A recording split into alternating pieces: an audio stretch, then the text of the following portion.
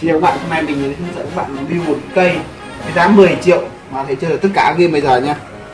Thông số như sau: nguồn là nguồn 700W. Máy tính ấy, quan trọng nhất là cái nguồn càng xịn thì máy càng bền, nguồn càng xịn thì máy càng bền, nguồn càng xịn thì máy càng bền. Đấy là mới thật, vì nguồn đầu bền. Thế là main mình sẽ mua với kinh phí của 10 triệu mình sẽ lên kế hoạch như sau. Main B450 AM4 chip AMD đây R5 260 và card hình RX 580 liên minh X. Với hình như này thì kinh phí như sau: combo chip main RAM rơi khoảng tầm 6-7 triệu đồng, card hình rơi khoảng tầm 3 triệu đồng, card hình rơi khoảng 2 triệu đồng, và nguồn và SSD rơi vào khoảng tầm 1 triệu đồng. Thì với cấu hình này các bạn phải chơi được khá nhiều game. Chúng ta đi đến phần lắp nha.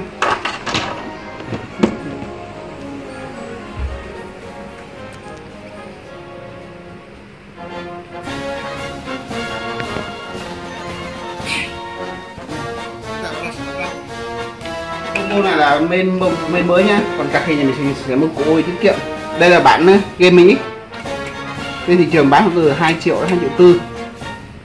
Và các bạn mua thì mình sẽ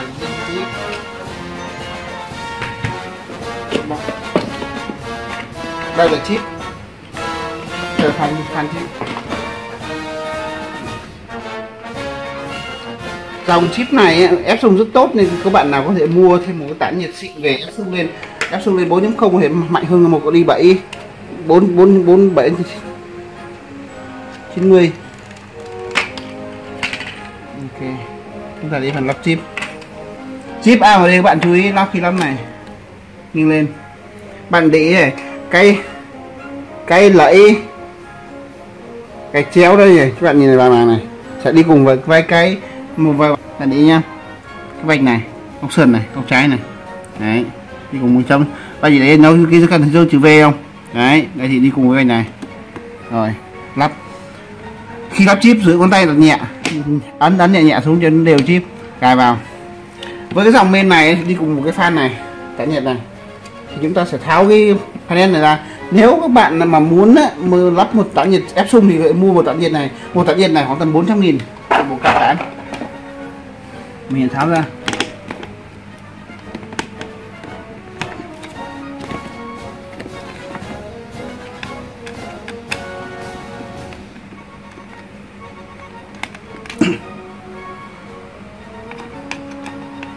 Với dàn này các bạn sẽ chơi được tất cả game. Tí mình sẽ review các bạn là PUBG này, GTA, Battlefield và tất cả game bây giờ hiện tại đều ở mức ultra setting hết. Cái dàn này build bạn là làm đồ họa Photoshop ngon, vì do chip này là 16 x 12 luồng bằng một con sức mạnh còn không hơn một con i7, nhưng mà giá thành rất rẻ. Này bạn để nhá, đây panel này lắp lại này, đây tản này, đây là tản đi theo combo main chip nhá. Mình chưa ép xúc nên mình chưa mua được.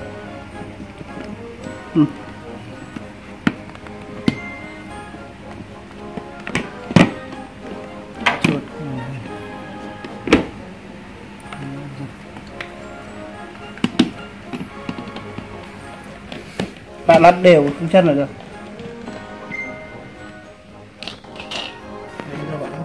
Bám đi, bám. Ok.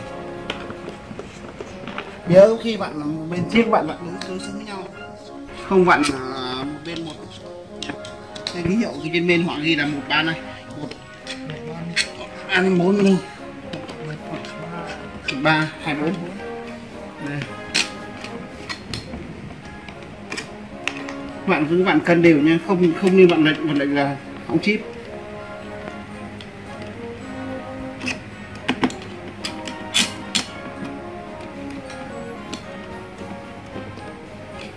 Ok, khi bạn chip xong này, đây là quạt này, đóng đây, đây là cái răm này 8GB DDR4 các bạn nào muốn mua thêm 16 GB được vì cái bên này hỗ trợ lên tới 64 GB RAM, 4 cổng 2 cả.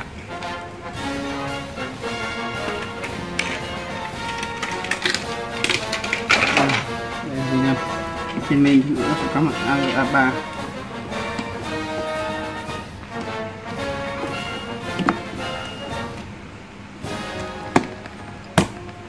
Này, khi cắm ra các bạn ấn đều nhẹ nhàng, không nên cắm mạnh. Ok, chúng ta đến phần quay thứ nhất là SD nha, thì chúng ta làm sao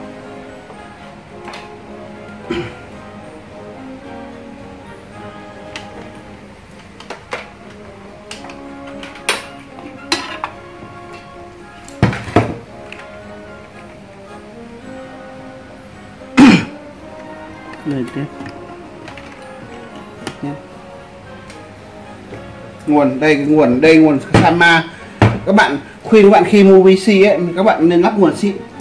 Nếu mà không có tiền trong điều kiện thì mua nguồn 500.000 cũ, hoặc nếu một điều kiện thì mua tầm 1 triệu đến 1,5 triệu thì cái nguồn mới ổn định được. Các bạn nên đầu tư nguồn trước khi đầu tư các linh kiện khác. Nguồn càng bền thì cái thiết bị phụ trợ đi kèm càng bền. Đây, sư phụ đây, mình chỉ cắm chiếc quay. Ok, cắm quay thôi. Con này hỗ trợ 280 pin. Hình này, khi cứ các lắp hình các bạn vút qua nhạc này, cầm nhẹ nhàng, cắm xuống, cắm đi.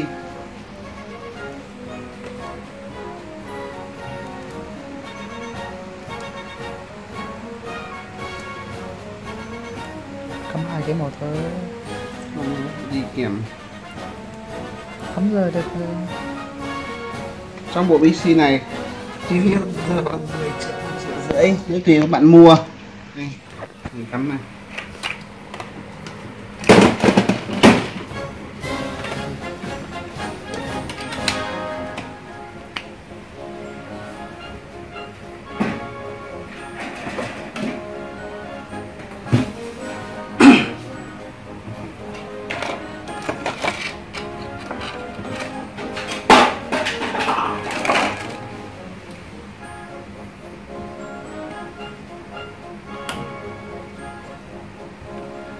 Này, mở lên.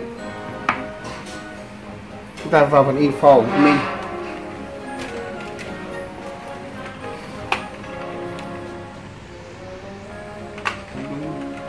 Nguồn mình này. Chờ chút. Này. Đây nữa đây. Đây bên Arab. Phim ở Việt Nam đây. Đi xe. Xích cò phố giấy. Ở đây nha. Nếu các bạn làm chuẩn thì cứ cắm một phát một ăn luôn này, RAM rồi RAM 4. Với cấu hình này các bạn sẽ chiến tất cả game khâu trong cửa gạo tầm 3-5 năm nữa vẫn thoải mái luôn. Ok, chúng ta đến phần test game nha. Các bạn này đây, với cấu hình này chơi khá nhiều game. Đây là mình đang thử vương nghiệm với Battlefield với FPS là 86 64 mà không hề rất ổn định, không bị giật, rất mượt nha.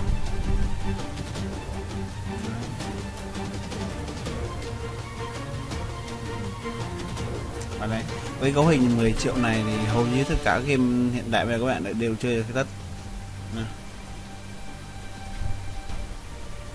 PG map Factory nha, bằng phim nha, với SO FPS vẫn tầm 75, không hề rất là đẹp. Nhìn nha, không bị rắc giờ gì cả. Với cấu hình này thì quá tuyệt chơi game.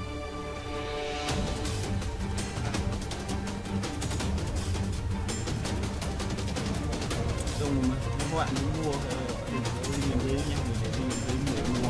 Và muốn mình review nhiều sản phẩm thì muốn đăng ký vào kênh và like.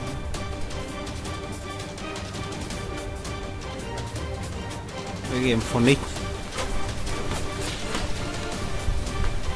FPS 79.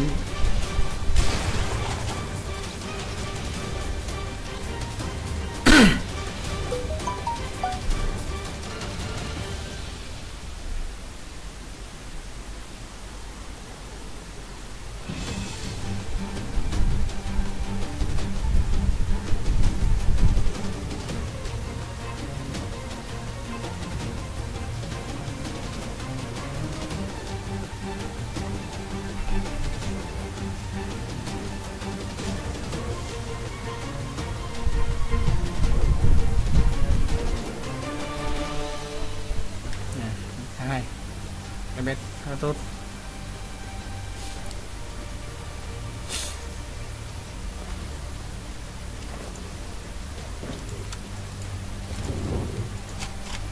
Đây test game CSGO nhá, FPS lên 300. Này không tưởng.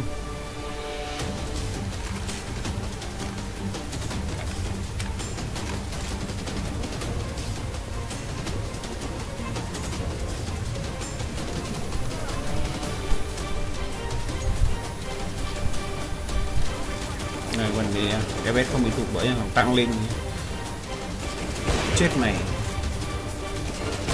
Chết mày. Nhờ quá. Này FPS vẫn ổn định nha. Tốc độ mì dày là bộ máy ra 100 nha. Không lắc giật gì hết. Thông số rất ổn. Rồi xong.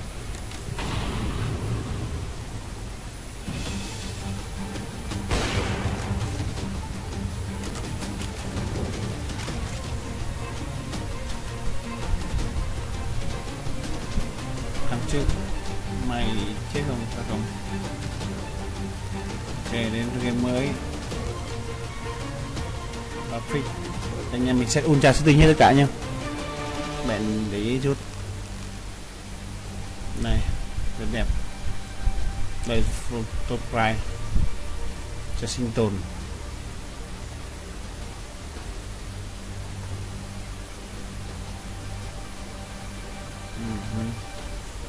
Máy vẫn ổn định. Xử lý được hỏa rất nhiều tuyệt đối nha.